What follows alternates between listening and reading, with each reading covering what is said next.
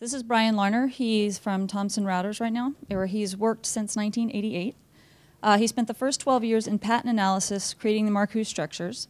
Then he took that work and he moved on to training people at Thomson Reuters on creating and indexing the Markush structures. 5 years ago, he took all that training experience and he moved outside of the TR, where he now works and trains with European customers for Thomson Reuters products and data. This is just going to be a fairly short presentation talking about data reduction from patents using Instant JChem alongside the Thomson Reuters Markush data feed. So just so everybody's on the same level, I'm going to start by just making clear to everyone what is a Markush. So we're going to show you a Markush structure and define it. Then we're going to look at where our Markush data comes from, how the data is represented, and then finally have a look at the search results. So first of all, so that everybody understands what we're talking about, a Markush structure in a patent is a structure which has a fixed scaffold, and this would be the part at the top here. Sorry, over here, should I say. This is a fixed scaffold, and then around it there are variable groups which can have any number of definitions. And as it says here, what you see on this page is only a small part of the definition. The actual claim takes 12 pages, and that does happen with patents sometimes. Only one of the compounds represented on the previous slide is Merck's blockbuster drug losartan. So obviously it covers far more, but if you looked at the examples in that patent, it would certainly have included losartan, but there's a lot more structures claimed in that same document.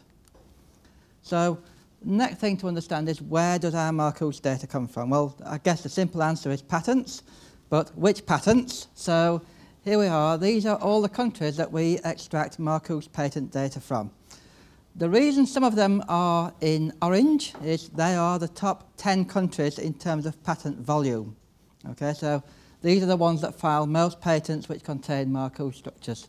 The other ones, yes, they have some, but not as many.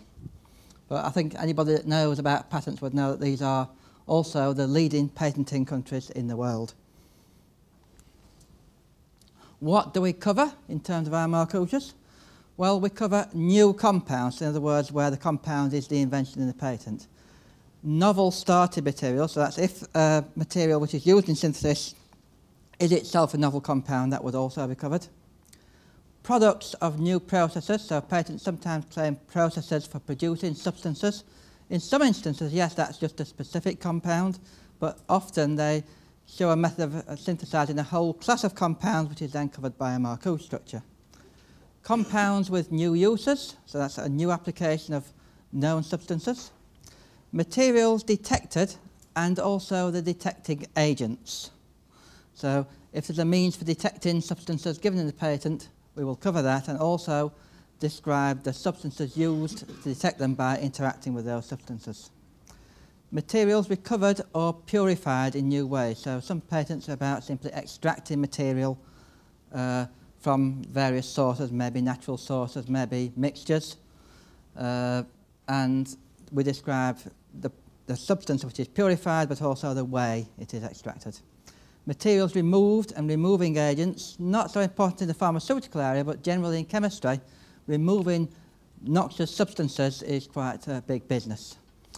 Essential components of compositions, so where you have a formulation patent, we will cover all the essential components, although I should add, as a rider not mentioned here, we also cover all drugs, whether essential to the composition or not.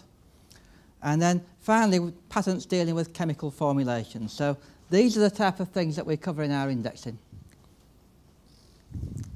So how do you actually get this data? Well, it's an in-house data feed is one way, or using the Amazon cloud. We do collaborate, of course, with ChemAxon. The Markush search and enumeration in Instant JChem can be used along with these data feeds.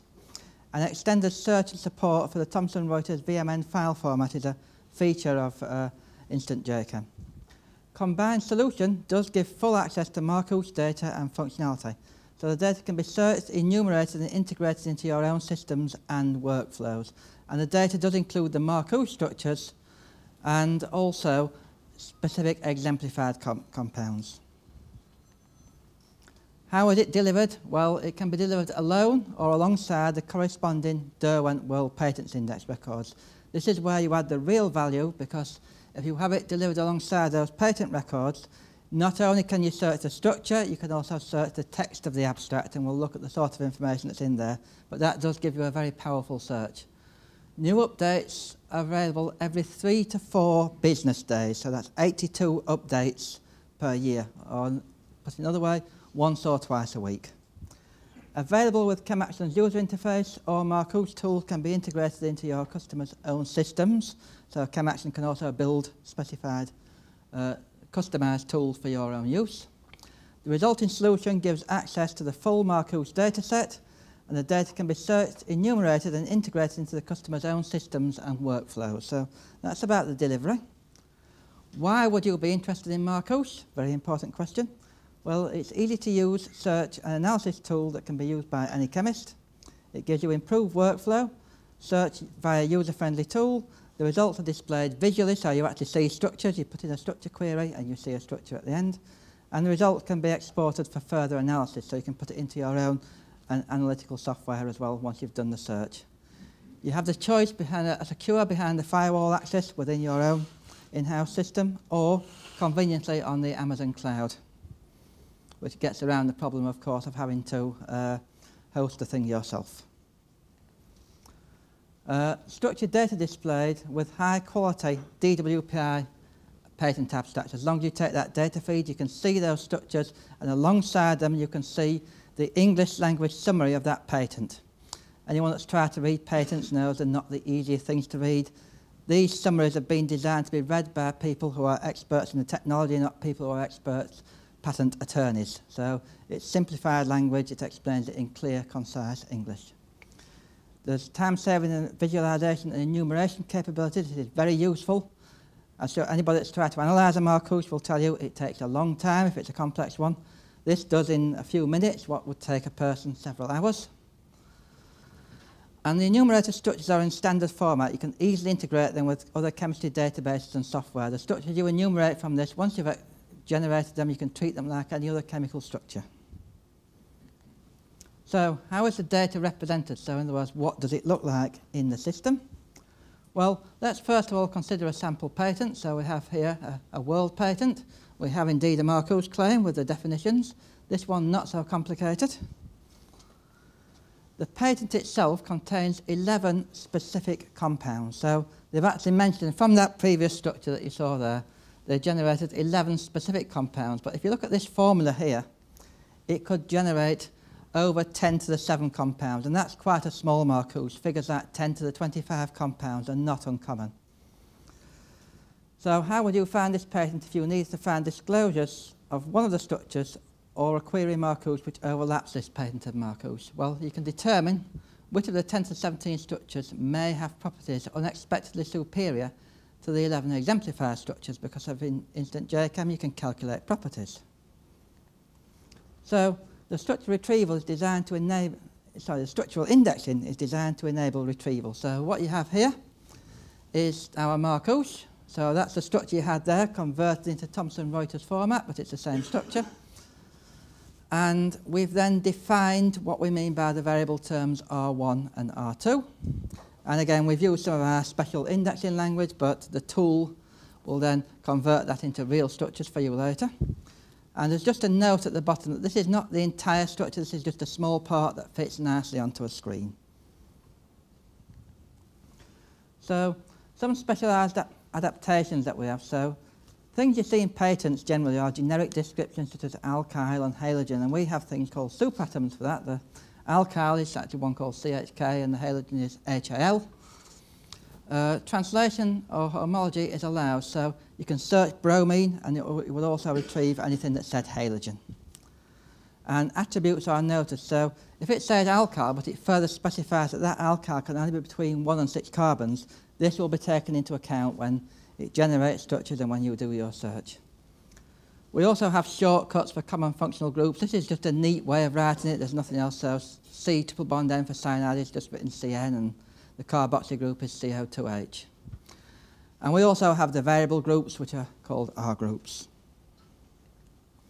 So once you've got your results, we've done a search, we've searched on this particular structure, and what we've got back is a whole series of documents which match our search query. So the first one there, these were specific compounds that match your search query. You can tell this because there's no variability in them. They're just specific compounds. You've got properties such as molecular weight, formula there, and all that sort of thing. So you've got lots of information about those. So they would be the specific compounds found. And then the Markush structures. So again, you've put a query in there. You've matched it to this Markush structure. But importantly, the indexing tells the role of the compound in the patent. So not only have you found this patent, we actually have a column here which tells you how that compound is important in this patent. So how does it relate to the invention? And in this case, we can see that the role there says new. And what that is telling us is this compound was the invention. So this patent was about the discovery of that compound. The other role beside it, CL, is simply identifying the fact that it was extracted from the claims of the patent rather than from the disclosure. So you know it's an important feature of the invention. And to the left-hand side of the screen, you can start to see the Derwent abstract and title and other information. So let's have a look at this abstract in more detail. As it says there, the comprehensive, organised and searchable. So the sort of information you have here is the title, but this is not the original title from the patent. Original patent titles are very often very brief, maybe not exactly misleading, but certainly uninformative. It's not uncommon on a pharmaceutical patent to have it titled compounds or pharmaceutically useful compounds. It doesn't give you any useful information. This title does. It describes what the invention is, what its principal application is, and which area of technology it's concerned with. You also have a list of all the patents that relate to this invention. You have the assignee field identifies who owns this patent, so it belongs to Eli Lilly. The inventors, fairly obvious who invented it. Mechanism of action, so this is telling you the mechanism of action of the drug, which in effect is identifying the target. You've got a description, which is defining the definitions of the chemical formula. The novelty is just summarising what is the main inventive feature. Okay. And then there's some other things there. You've got an example field. So an example will be one of the examples selected from the patent, which will be summarised. It won't be reproduced word for word, but with enough information so that someone who's an expert in the area will be able to understand how this substance was produced. Activity, this is a keyword indexed field identifying the type of diseases and conditions that this drug treats. Specific compounds there will be identifying, first of all, how many specific compounds are claimed in the patent and giving you at least one example. And the use down here, which has gone a bit off the screen, this is just taken from the document and it's listing all the applications of this invention. So this gives you the actual diseases as mentioned in the patent. That's converted into standardised language. And beside the structure, there's also other valuable text information as well. So all the usual bibliographic information. Patent titles are rewritten, as I mentioned, in a stylized format, so it's the scope and the novelty. So the scope is what's the area of technology, and novelty is the inventive feature. And the abstracts are comprehensive, organised and searchable. So you can actually search these fields. So if you want to search a Markush in relation to a particular mechanism of action, you can do that. You can put the name of the target, if you like, and search it in the mechanism of action field, search it against a chemical structure and come back with patents. So it's not just a structure search when you have this abstract as well. And there again, it's just expanding on that we saw earlier. So you can see a bit more detail. They've just expanded those fields out so they're easier to read there. Can this be used for? Well, patentability, freedom to operate, validity and other technical searching by IP departments. So this is the sort of thing that patent searchers have been doing for years. This tool, I would argue, makes it easier. Early stage screening of new structures against current IP. So if you've got a new potential lead compound, you can search it against this database to see if it's infringing any existing patents. Potential use in white space identification, patent busting, etc. So you can try to identify which structures are near this that haven't yet been patented. Or even use it to try and find grounds for challenging existing patents. and creation of libraries of specifics for use in modelling software or other systems. So that's all of that presentation. I'll thank you for your attention, and if anyone has any questions, I will take those now.